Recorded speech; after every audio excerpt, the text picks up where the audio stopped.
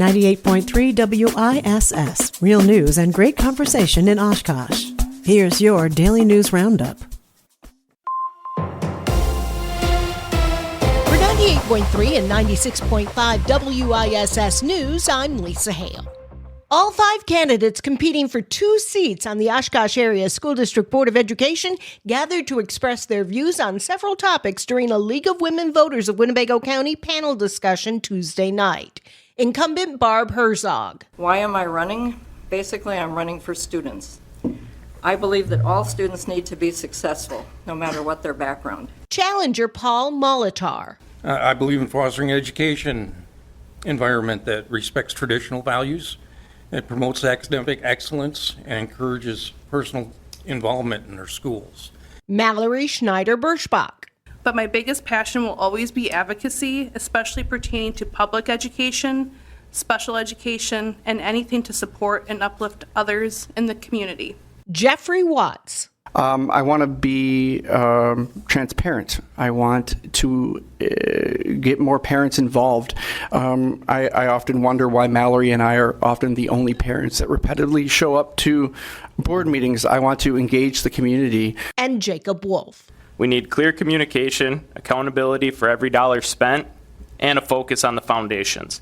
To me, that means prioritizing students' math and literacy, supporting our teachers so they can focus on instruction, and ensuring a safe learning environment for all staff and students. Candidates were asked about a myriad of topics, from closing the achievement gap for economically disadvantaged students to gender inclusivity. The primary election will be held February 17th. The field of candidates will be reduced from 5 to 4, and the runoff election will be on April 7th. For links to view the complete panel discussion and other information, see our story at WISS.FM.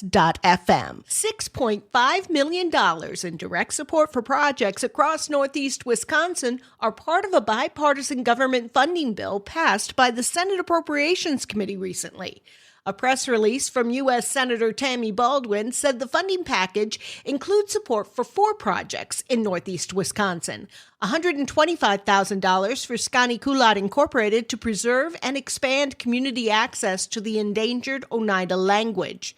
$1 million for the Boys and Girls Club Fox Valley to support mental and behavioral health issues, with emphasis on at-risk youth. $5 million for the Green Bay Metro Fire Department to build a new fire station, and $480,000 for Veterans First of NEW for the construction of affordable housing. The bill still needs to be signed by President Donald Trump. After 17 years on the force, Menasha Police Chief Nick Thorne has decided to step down. Thorne submitted his resignation effective March 2nd this week. A press release from the city said the decision came after, quote, much reflection on the increasing demands of his position, end quote, and to give his family and the city the level of attention they deserve. The city of Menasha will announce the details of the selection process for a new chief at a later date. Democratic state lawmakers are proposing a constitutional amendment to solidify the right to privacy for Wisconsin residents. If it's adopted, the amendment to the state constitution would shift the legal burden of proof in privacy violation cases from the individual to the government. Under that adjustment, government agencies would be responsible for justifying how it had the authority to violate an individual's privacy rights rather than the individual being required to prove that a government agency violated those privacy rights. Democratic state lawmakers have also introduced separate legislation that would allow residents to file a lawsuit over privacy violations in state court, regardless of whether the subject of that lawsuit is a state or federal government agency. That proposed bill is currently being reviewed in committee. Democratic state lawmakers are hoping the proposed constitutional amendment will gain bipartisan support. It must pass in both the state assembly and Senate in 2 consecutive sessions before it appears on a statewide ballot for voters to approve. Former Milwaukee County Judge Hannah Dugan is asking a federal judge to grant her an acquittal or a new trial following her felony conviction. Dugan's defense team filed the request last week, claiming she acted within the law and that jurors received inconsistent guidance during deliberations. A jury convicted Dugan of felony obstruction in December for helping a man in her courtroom evade an immigration arrest. Jurors cleared her of a separate misdemeanor charge tied to concealing someone from discovery and arrest. Dugan resigned from the bench earlier this year as the case continues through post-trial motions.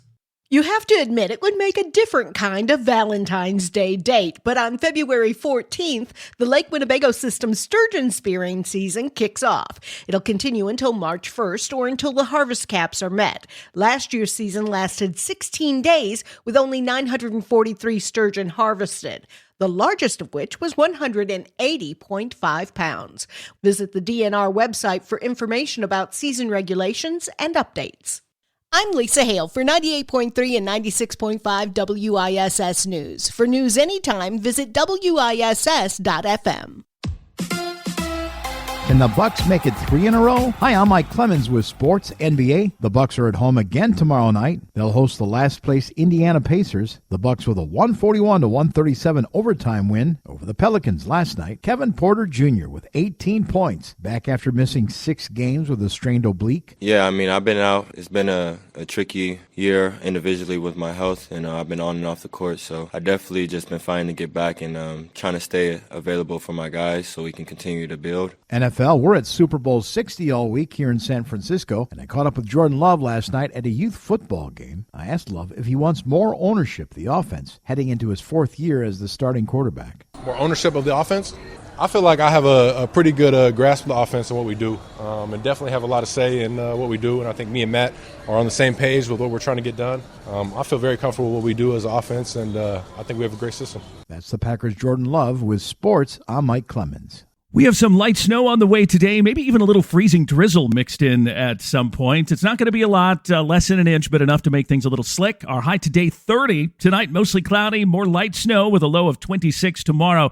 A little more light snow, mostly cloudy, high of 35. I'm meteorologist Sean Cable. That's your daily news roundup for 98.3 WISS in Oshkosh. Find more news anytime at WISS.FM. Subscribe to this podcast on Spotify, Apple, or wherever you find your podcasts.